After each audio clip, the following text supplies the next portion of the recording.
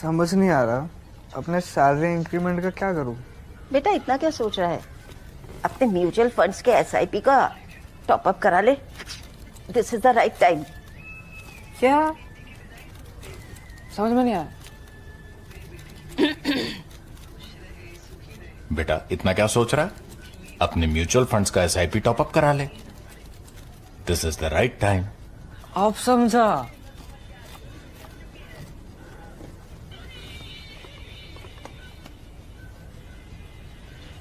Mutual fund investments are subject to market risks.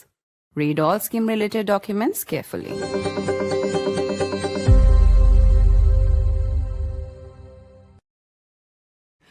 Just when you thought that things were getting better between India and the United States of America, and perhaps with Donald Trump's birthday call to Prime Minister Modi, there was a real thaw in the air, well, think again. In what can only be called a move that, even if not targeted at India, is certainly going to have consequences for thousands of Indian professionals, Trump has announced a dramatic new change in the H1B visa policy, a $100,000 annual fee. And this announcement has been accompanied by some rather coarse comments from the US Commerce Secretary Howard Lutnick, who's basically said, well, either prove that you're valuable enough or go home. The Prime Minister hasn't named Trump, but he has already responded in a very obvious allusion to the United States of America at a public event. Prime Minister Modi said, the only weakness India has is the dependency on other countries, and Indians have to work together to end this dependency. How do we understand the consequences of the H-bomb, the H1B visa regime shift from the Trump administration? I'm Barkha, you're with the Mojo story. To some degree, this announcement should have been expected. The MAGA base that is devoted to Donald Trump has been ratcheting up an anti-India, anti-South Asia even sentiment and anti-immigration, immigrant sentiment, despite Indian Americans often being called the model minority community in the United States of America. Even the ironic fact that most big tech companies in the United States of America today have Indian linkages or are headed by somebody who's from India, at least originally, none of that has stopped the Trump administration from rather condescendingly making an announcement that Indians and others will now have to prove that they're valuable enough to be allowed onto the H1B program. And how will that value be measured? Well, by money. After all, Trump wrote the art of the deal. $100,000 is now the annual fee that is being demanded from anyone who is interested in an H1B visa. To put it into context, and that's the sort of anti-India sentiment we've seen in the last few months on social media, but to put it into context, nearly 70% or little over 70% of all H1B beneficiaries last year were Indian. 1/5 of all H1B visas are taken by Indians. And you are talking about numbers that were more than 200,000 in last year and 191,000 in 2023. So how do we understand what's happening? Let's introduce our panel of experts today as we try and decode Trump's 2 steps forward, 2 steps back relationship with India. Joining me is Gurcharan Das, who's of course one of India's best known authors and columnists. Good to see you, Gurcharan. Also joining me today is Chitra Subramaniam, who's of course one of India's best known investigative journalists as well as policy analyst. Good to see you, Chitra. Also joining me is Prasad Dvuri, who's an entrepreneur, a businessman, and in the context of this show, someone who actually originally went to the United States of America, worked there on an H1B visa, so he has a personal story here, is on a green card presently. And also joining me is veteran diplomat Ambassador Manjeev Puri. I want to start by playing out what happened in the Oval Office today as Howard Lutnick reinforced Trump's announcement with some rather coarse statements. Take a look. Thank you, Mr. President. One of the most abused visa systems in our current immigration system has been the H1B non-immigrant visa program. This is supposed to allow highly skilled laborers who work in fields that Americans don't work in to come into the United States of America.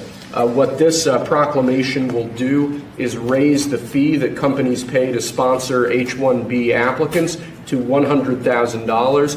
This will ensure that the people they're bringing in are actually very highly skilled and that they're not replaceable by American workers. So it'll protect American workers but ensure that companies have a pathway to hire truly extraordinary people and bring them to the United States We to need work. workers. We need workers. We need great workers. And this pretty much ensures that that's what's going to happen. I think, Sean, do you agree with that? Well, they're $100,000 per year. So the whole idea is no more will these big tech companies or other big companies train foreign workers. They have to pay the government $100,000, then they have to pay the employee. So it's just not economic. If you're going to train somebody, you're going to train one of the recent graduates from one of the great universities across our land. Train Americans, stop bringing in people to take our jobs. That's the policy here. $100,000 a year for H1B visas, and all of the big companies are on board. We've spoken to them about the gold card. They love it. They love it. They really love it. They need it. They still want Europe to pay 100% tariffs on China? Excuse me. H1Bs are sometimes used by people already in the country legally on other visas or student visas. Does this apply to them or to renewals, or does it only apply to people applying for the first time from abroad?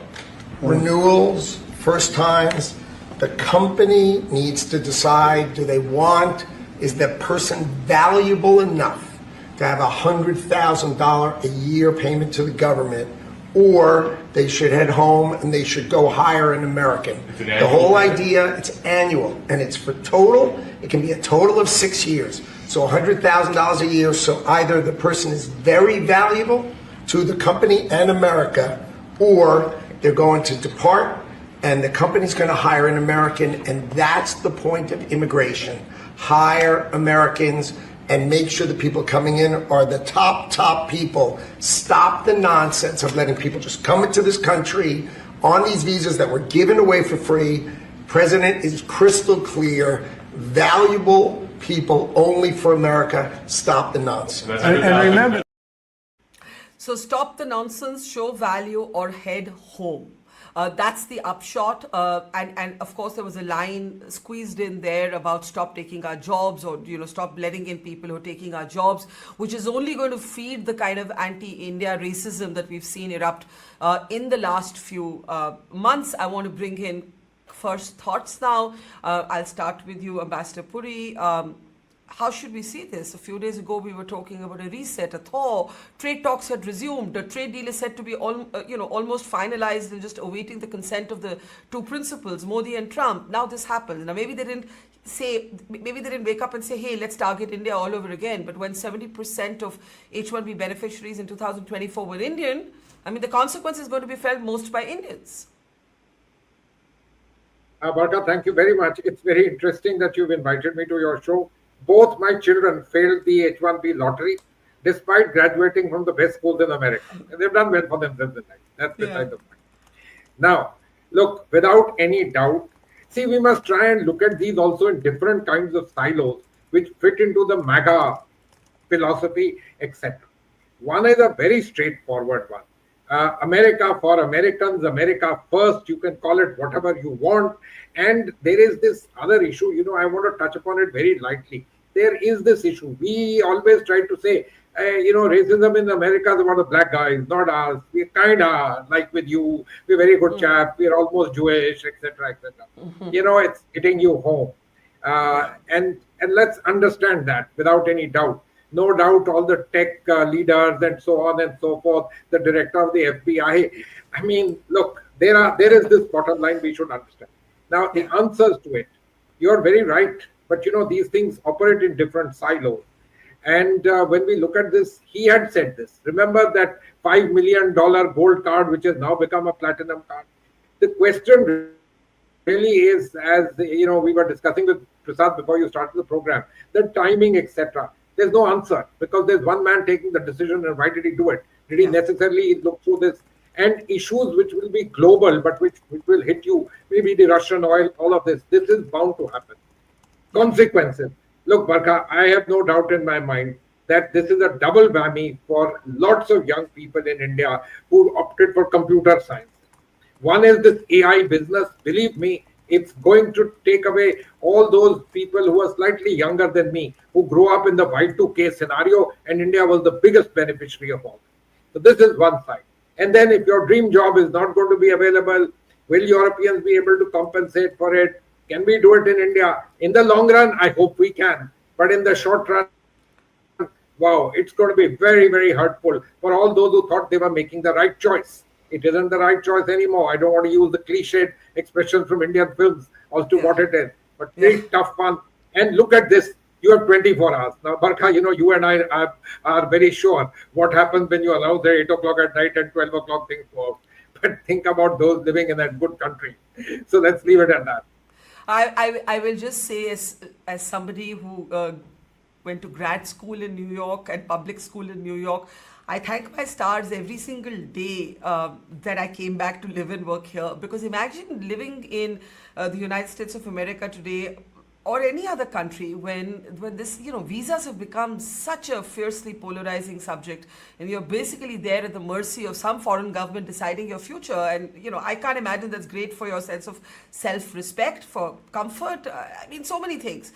But yes, Gurcharan, the middle class and the upper middle class Indian dream used to be to chase the American dream. There are salaried employees who didn't have money, who have taken loans to send their children to an American university in the hope that after they get their on-the-job training, somewhere their degrees will convert into an H1B visa. Aspiration in India has been tied in many ways to America. When this happens, it's a kind of slap on your assumption that there's some affinity here between our countries. What is the affinity? I mean, America was built on the Statue of Liberty being its sort of shining symbol. Today, Trump has changed all that with one little signature of the pen. Can we unmute Gursharan, please? Gursharan, we can't hear you. Can you unmute yourself? Yeah.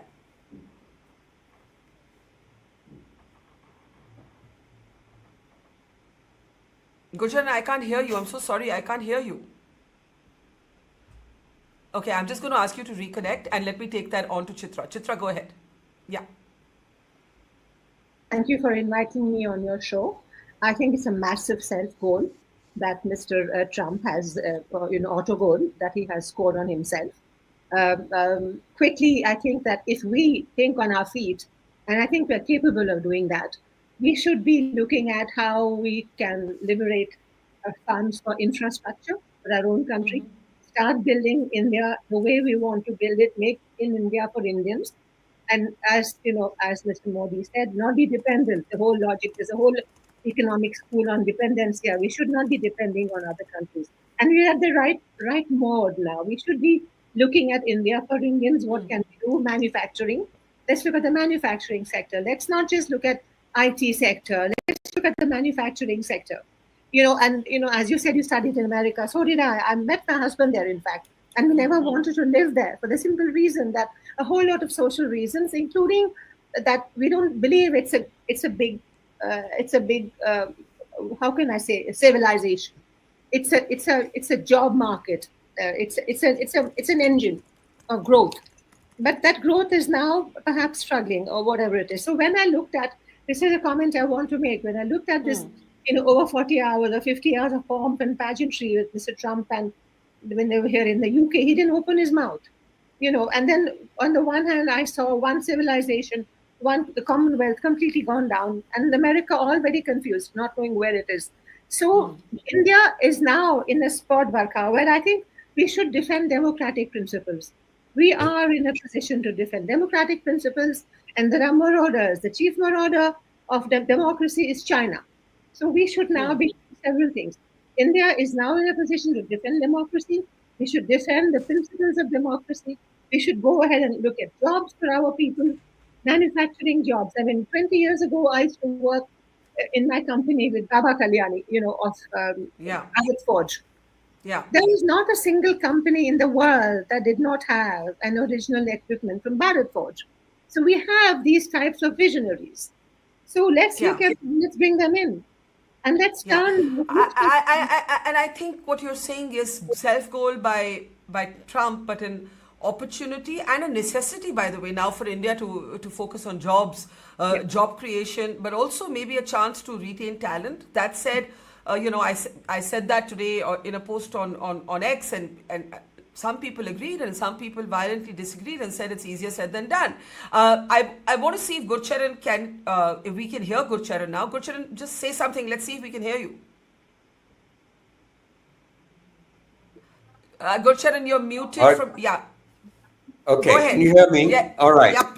Look, Yes. I have a different point of view. I think you're right, Barkha. The middle class dream you talked about, the Indian middle class dream to go to America, etc. So for those people, it's a blow. For America, this is a disaster. For the world, this is a sad time in world history because there was a time before the First World War, there were no visas. It was an open world. And for India, I think this is an inflection point. It is a inflection point for brain gain. Which is to say that I think this will finally help push innovation in India. This is what happened in China. It was the sea turtles. You know that expression, sea turtles? Mm-hmm. Sea turtles were the returnees, the Chinese returnees who went to China and who now head and are at the top of most Chinese companies who are global and in the high-tech sector. And so what I'm saying is this will give a fillip to the to the GCCs, the capability centers. If they'll do more work, and there'll be new GCCs coming, I think now, that the IT companies, our own IT companies, will expand their operation in India. Because frankly, you can now do almost any work remotely, and especially in the IT sector. So instead of these chaps going away to America, they'll be forced, they'll have to do work in India, and the economics will be such that I think this is actually good news for the country. It will revitalize also, I think, our universities, as some academics too might return home under these circumstances, and they'll help change the stagnant academic culture at home. Ultimately, of course, it depends on India's ability to reduce bureaucratic red tape and other disabilities that we have. Now, as for America, can I ask you a question? When you say it's an opportunity, possible inflection point for India, there's also two views on whether India should really make this a negotiating point with Trump. I was speaking to an American earlier and they said, knowing Trump, maybe this is just a negotiating tool for tariffs also. That I'll start at 100K and then I'll bring it down to something. Should India be invested in this debate? Because in the end, in the end, it is about, let me ask my question. In the end, it is about Indians seeking a life outside India. How invested should India be in this negotiation? Yeah, you see, ultimately the gain is India's. The brain gain is India's. It's something that somebody else has done. It's like Trump actually has done us a favor with those tariffs because it made us realize that we were uncompetitive.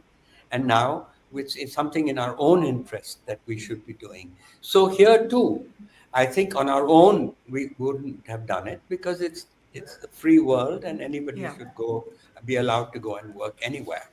But eventually, what we should see here, some people say, the remittances will be gone.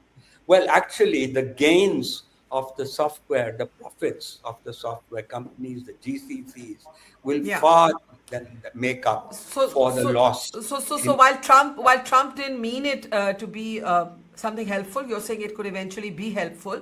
Let me come back to you. Let me come back to you on why it's a disaster for America. Let me first bring in Prasad. Prasad. At this point, there's also some confusion. Please clarify if you know better whether this is only for new applicants or whether, because we've seen internal emails from Microsoft and Meta asking their employees to return within 24 hours, and if they're within the United States of America, to not actually go abroad. Go abroad meaning not leave American shores. So this is how nervous the tech sector is, even though Trump is claiming, they're all loving it. All the big tech companies are loving it. These are the kind of internal circulars that are now being, shared with people. And I should say there might be thousands of such people in India right now visiting their parents, visiting their homes, or just home for any other reason, who are now thinking, my God, we've got to get back if we want to keep our visas, though there is some confusion over whether this is retrospective or prospective or, what it is. Yeah. Hi, Barkha. Thanks for calling me here on this show. It's a very important topic. And this is personally a life story for me for the last 33 years. This is what I've been. So I know a little bit about this. Firstly, it is not clear. But the proclamation order, I've read the whole thing a few times. The proclamation order officially released by the US clearly states that it is an application fee for applications received past midnight of 20th of September, which is 21st September, 12:01 a.m. onwards. It's an application fee for H1B visas. It does not apply to renewals. And people who already have a petition and a stamp on their passport for H1B technically should not be affected. But because what the Commerce Secretary spoke, he himself was not clear, because the most important thing in the proclamation is that this $100,000 fee for applications is only valid for 365 days. Because the right of actually changing these policies rests with Congress. An executive order can only last for 365 days. After that, it is likely that he may extend it by issuing a new executive order. But this one is only lasting 365 days. That's the first. So what the Commerce Secretary said, none of that actually is true or applicable. That's one thing. I think let's just go and ignore that. Now, coming to a bigger point, I have a few points to make, Barkha. The first, when I was studying computer science, my professor in Bombay used to say, you're learning artificial intelligence, machine learning, decision support systems, neural networks. Finish your course and never discuss this anymore. And when we would ask why, he would say, because the employers in India at that time, CMC, which was the Government of India PSU, TCS, these would laugh at you and they will not hire you. So it was very disheartening for us as young students getting into the job pool that such wonderful technologies were so beautifully taught to us by our professors, but we couldn't use them. So we had no choice but to head to the US to use what we had learned. We did not go to the US for greener pastures. We went to the US because the professional opportunity existed. It wasn't money at that time. It was professional opportunity, which didn't exist in India. I think today, with this announcement, we have a window where we can actually finally realize that potential and turn this whole thing around. I know there is a short-term pain that our people have to go through, but I think if you look at it, skills and the demand for skills are like flowing water. It'll find its way. So if skills can't go to the US to meet its demand, the demand will come to the skills wherever it exists. So I don't think this is so much of an earth-shattering story as it is, turning out to be. I think this is all going to eventually work out. And you know what? Let us actually see. The Americans have always felt that the H1Bs are taking away their jobs, that there is talent already existent in America that is being denied because of H1Bs. Now that they will not have that excuse. Let us see if there's enough talent to fulfill these requirements. So I think a lot of things will get validated in this whole process with this one decision. And I cannot be any less thankful to Mr. Trump. He's actually done a great favor to us. So there are at least 3 people here who believe this. I don't know about Ambassador Puri, and I'm going to come to him in a moment. Gurcharan, Chitra and Prasad all think that if you play this right, A, it's going to call out America's bluff, that Indians are taking our jobs. Let's see where your qualified people are. Point 1. Point 2, you know what? Brain gain. Ambassador Puri, do you agree, or do you believe that Trump is basically socking it to us and we've got to make the best out of a bad situation? Barkha, I'm very clear in my mind. This term Bangalore was coined in my time. And I know what the Americans felt, and I agree with Prasad that they felt it was bad. I want to make a very simple point to you. You know, what happens in the long run, I don't know. But what happens in the 3-4 years matters a lot. And I'm talking about the young kids who've been opting for computer sciences and so on.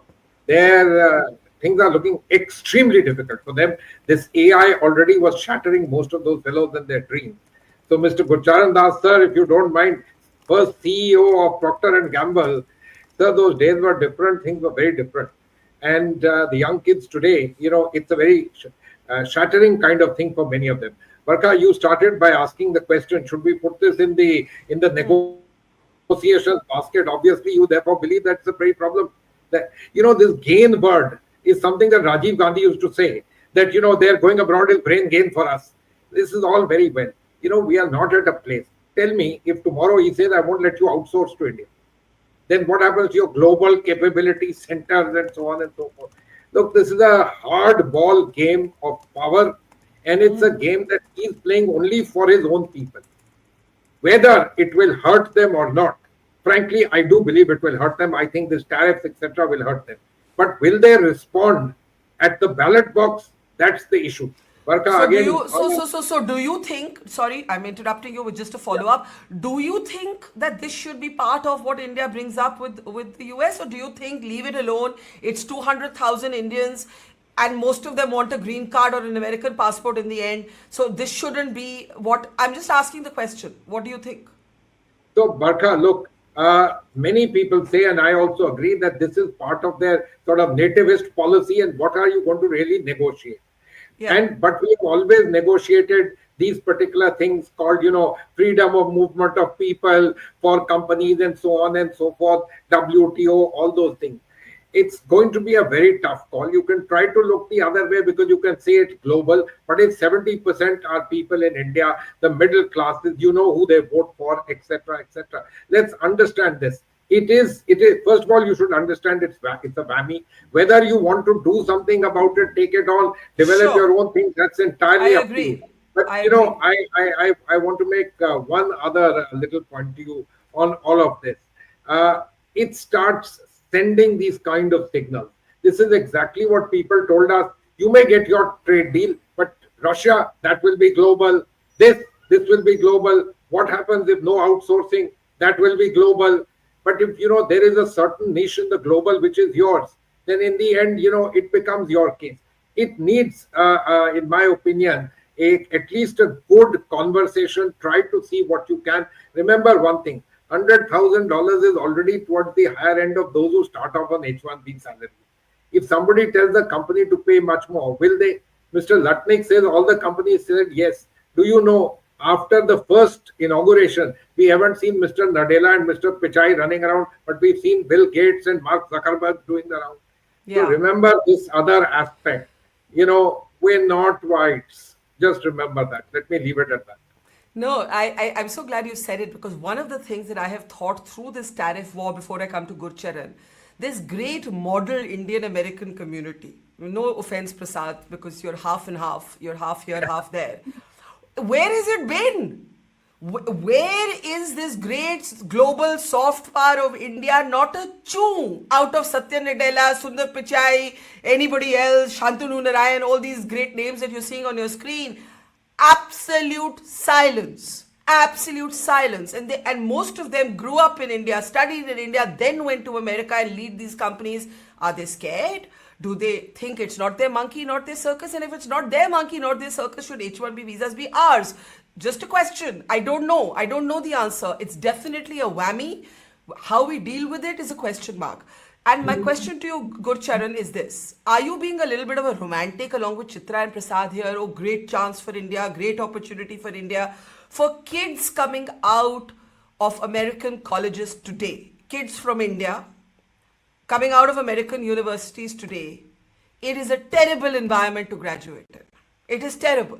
Let's acknowledge that. Some of us chose to come back because we were happy to just come back home. We weren't driven out. There's a difference in making a choice and being driven out. Gurcharan. I share that with you, Barkha. I also graduated at one time from an American university. But at that time, I made the choice like you to come back. I could have stayed on, but that's personal. I'm now talking about the nation. I agree with you. For individuals, there is pain. But also, I don't think this is sustainable for America. America is going to realize, after all, you don't create talent like that. Talent is overall scarce. And they're going to find that it takes time and to groom that talent in America. And they're going to find that they are, it's like the tariffs. They're going to be a very big shock coming to America with those tariffs. And similarly, they will find they made a mistake. So I don't even think this is sustainable, this particular type of action. What I feel though is that it's not a romantic dream, that it's a brain game. Because I have been connected with some friends from China, and I have seen how these guys, the sea turtles as they're called, they went back to China, and how they transformed the culture, work culture. They brought technology, they brought modern thinking into Chinese universities, or whether it was in companies. And this fame now, this tremendous push that China is making in technology is as a result of those people who returned back to China. So I feel for the country as a whole, I'm not thinking of the individuals who will feel the pain, but I feel as a country, as long as it lasts, there is a chance. And I know people in the GCCs who are also complaining all the time. So here's my cynical. We have a big talent problem, I keep hearing. And now they will have some more talent. I have a question. Sorry. You stick to your position that there is a chance for great talent, there is an opportunity, at least in the short term. How's to say the people who are seeking lives in the United States of America won't seek them instead in Dubai, in, I don't know, the United Kingdom, in China? We don't know the answer to that. The US isn't the be-all and end-all. It is a declining hegemon in many ways.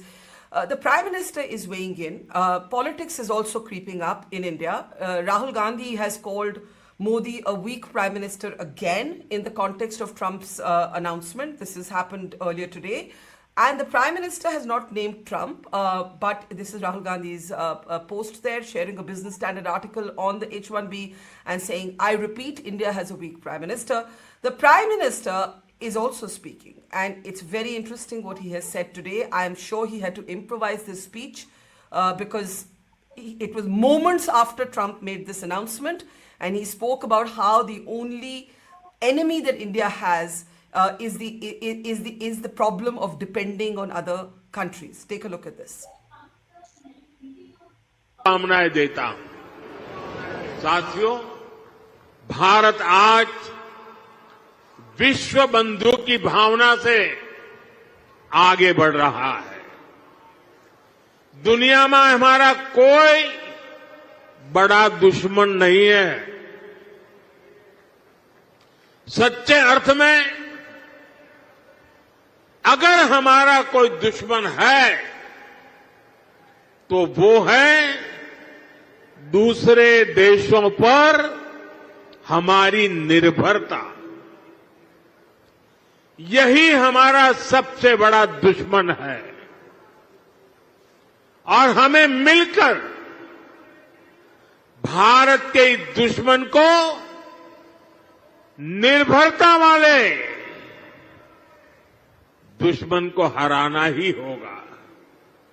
हमें ये बात हमेशा दोहरानी है,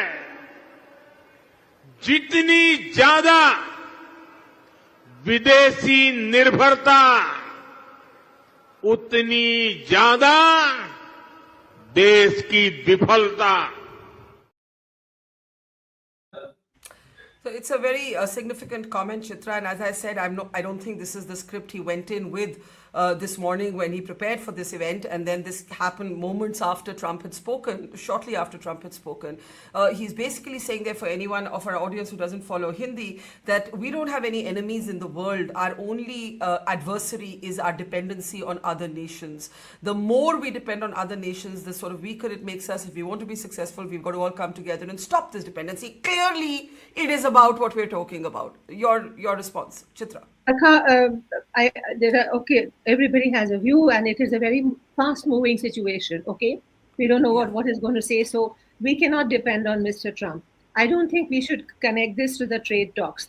Keep them very separate, because that is a very different situation. These are jobs, and as you said, children in America are going through a very negative phase. Mr. Macron, the president of France, said, come here, come to Europe. Language is a barrier. There are a lot of European leaders inviting Indians. Perhaps we need to do some quick thinking about that. Can they help us with the visas? Can they help us? Because Europe needs qualified people. They need qualified doctors. They need qualified engineers. We need them. So maybe this needs to do people who don't want to go back to India. Come to Europe, because Europe is looking for people. Germany, France, Italy, they're all looking for people. So that is one avenue that's open. The second thing I would want to make, Nirbharta, we need to start looking at, look at China. You have fireworks here. They send fireworks. Let's look at Sivakasi. How did Sivakasi die? Because we didn't look at our own companies. We should start looking at our own medium and small sectors, the MSMEs, because that's the backbone of any economy. And I insist, Switzerland, let's say 9 million people, 10 global brands. It's the MSMEs. They have no resources in this country. Whether you're looking at Nestle, you're looking at chocolates, you're looking at, financial services. How did they do it? They are, we're looking at Tirupur. Let's look at our Tirupur. Let's look at our medium and small scale industries. And we are damn good at it. Sorry for the Queen's English. But let's bring these people to the table. That day I was talking on your show, let us listen to what they want. Textiles, my God's sake, we make the world's best textiles.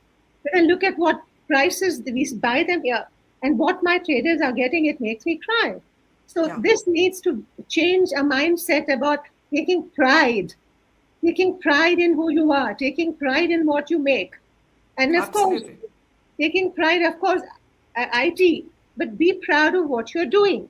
And maybe you will not have major contracts, but you will make enough to make yourself not dependent on an economy that you don't want to be dependent on. And I will insist on your show that India is today the world's biggest protector of democracy. And I really mean this. Democracy. Yeah. Well, I will say America is certainly not the biggest protector of democracy. I just can't resist making the point that if in India television hosts had been dropped in the way that a Jimmy Kimmel has, you would have had a slew of American op-eds on declining democracy in India. So America is really not going through its finest hour. Before I come to Prasad, Gurcharan, you had an interjection. I saw your hand go up. The sentiment is right, but the words are wrong. In other words, I feel this talk, I hope this talk doesn't translate into our thinking on tariffs. Because the reason why the Asian tigers are where they are, including China now, and us, is that we have this protectionism. We thought we were a big market and that we would be able to create enough jobs. No country has been able to do that. And so let's be humble that any country that has gone from poverty to prosperity has done it through exports. And exports meaning that we thought that we were a big market, but the reality is we did not have if we had had global brands come and producing in India, our own companies would have become stronger, competing against them. So that, I always worry about this Aatmanirbhar. If it means self-reliance, that's good. But if it means self-sufficiency, that's bad. But may I say, may I say with humility, because all of you are the experts, that there is a middle ground between, let's say, China's plastic goods replacing your mitti ke diyas on Diwali, because just there is a sort of predatory pricing dimension here, scale dimension here. So competitiveness for our own industries is all very good. Look at our weavers. There's nobody who weaves better fabric than our workers, but we have to incentivize them. We have to also look at it as a cultural asset, Gurcharan. Everything is not about money. There is also cultural assets here. But you see, you need companies. You can't, small scale will not give you create the kind of middle class jobs that you need in the country. I've seen a lot of global economy. You need to have trade. I think everyone wants to react to what you're saying, but it's Prasad's turn, and then we'll take last comments. Prasad, go ahead. Barkha, when you gave a passionate speech about how you're glad you're back here and all of that, and then suddenly you played this clip of Modi, I almost thought that you wrote that script for Modi himself and he read it out. It was a very interesting coincidence. I have not been a speechwriter for any politician, and nor do I intend starting to be one now. But that was a joke. That was a joke. I know. I replied to in the same spirit. Yeah, go ahead. Yeah. So a couple of things. We all have heard of Arvind Srinivas. Arvind Srinivas founded Perplexity, the AI company, right? Yeah. He was on an H1B when he founded the company. And he has written how this wait for a green card these last 3 years has been painful. Yeah. What will happen to the next Arvind Srinivas? He's not going to stop thinking. He's going to go ahead and found his company. But that will happen here now. Because the H1B route is closed or it's become expensive. So I think we are reading way too much and reacting way too cynically about what has happened. We should hold our horses. We should let the dust settle in a little bit. But I think that in 3 years, a lot of the proof in the pudding will come out. America will also realize how much does it need to depend on H1Bs, how much of local talent it has, and all of that. But there's one thing about habits, right? Social habits. Once Indians forget about the US and H1Bs, then even if you offer it, people won't take it because they've already found other avenues. Look at Ambassador Puri in one of your previous shows talked about shrimp exports. Shrimp exports to the US are affected because of tariffs. $5 billion worth of shrimp exports are impacted. What happened? India tried and signed a EECA trade deal with Switzerland, Liechtenstein, and the other 2-3 countries. They signed a deal with the UK, and of the 5 billion that we lost, 3 billion got replaced because now the shrimps are going into these countries. And I'm sure at some point in the tariff negotiations, when that shrimp exports to the US resume, you would have added an additional capacity. You found a newer market. Same thing will happen even to this. I'm sure there are countries in the UK, the countries like UK, EU, they are waiting for Indian professionals who have not been going to those countries because of the lucrative H1B policy. Now that that is shut, I am sure these countries will immediately want that talent to come to them. They cannot produce this overnight. We have a factory of producing 1.5-2 lakh computer software engineers in India every year. No other country has this capacity. So I think this is not as much of bad news. The chessboard has been shaken up while in the middle of the game, and I'm sure we'll put all the chess pieces back together on the board, and the game will continue. That's how I see it. No, I think that last bit I agree with you. I agree that this is a show of power. But there are, as they say, other fish to fry.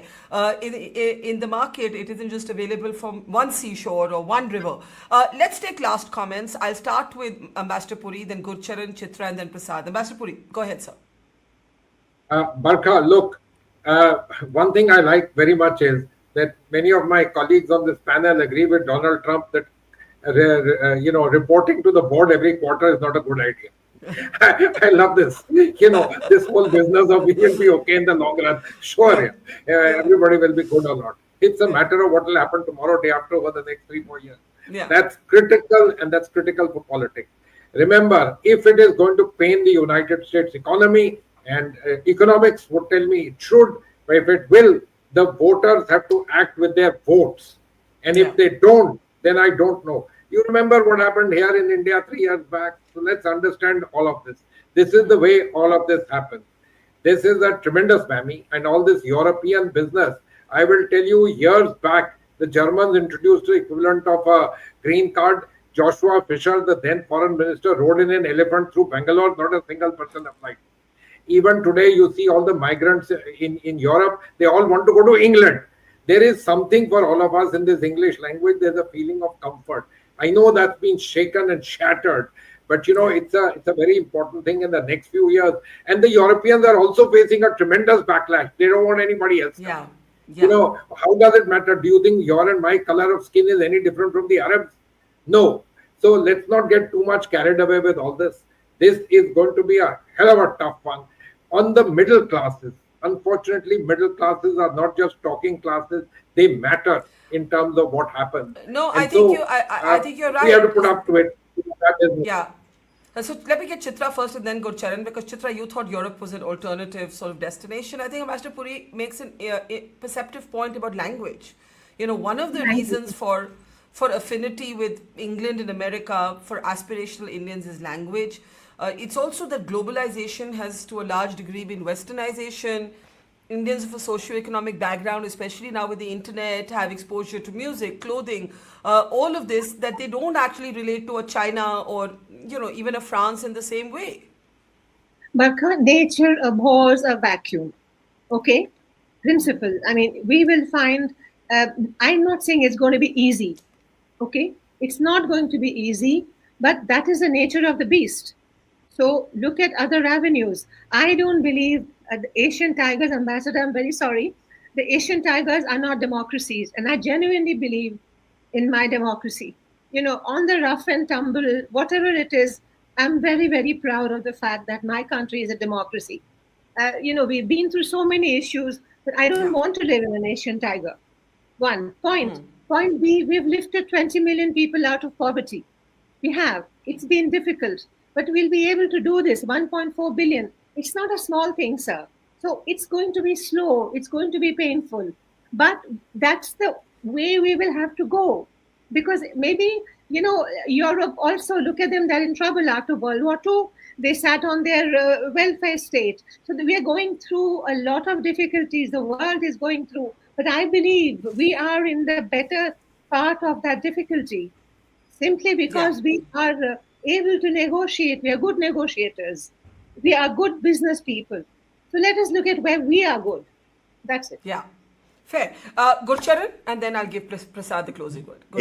Well, I've told you why I think this is good for us, even though it's painful for some middle class dreams. And I've also told you why it's a disaster for America. But I'd like to spend a second to say why it's bad for the world, for world history.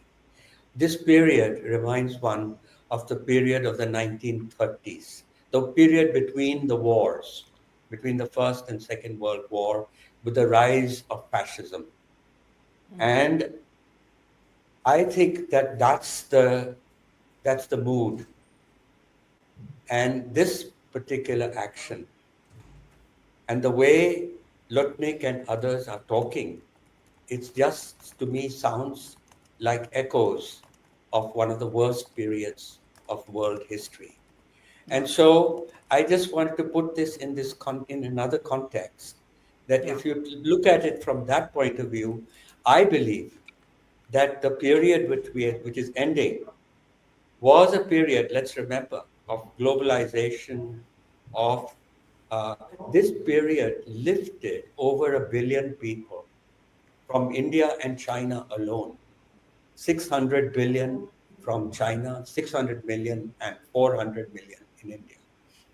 And it was all a result of that openness, that globalization that happened. Now, in globalization, there were some losers, but it is not, the MAGA people are making a mistake. It was not inevitable that America should have declined. If America had had the resources, I mean, they had the resources, but anyway, we won't go into that. But the issue, the key point is that let's just remember that the the world is not going in the right direction. Absolutely. No, that I think we can all agree on. Prasad, very quickly, closing comment. I can't Which hear I Prasad. forgot to make before, but Yeah. Can you hear me? Yeah, I have a couple of points to make. One, I respectfully disagree with the ambassador. I think, if you remember, majority of Indian students for many decades have gone to Russia and Ukraine to do medicine, and then they've settled down there. So it's not the English language thing. The English language, if there is an option, it's the first choice. But if there's no option, we are very open. We are the most flexible people. Languages have never been a barrier to Indians. So we are very flexible, and I'm sure we'll find other opportunities if we choose to do so. So that's the and again, pardon me, but I am a dead fast optimist. I always knowingly drive into a cave, and I'm sure it becomes a tunnel when I reach there. So that's me.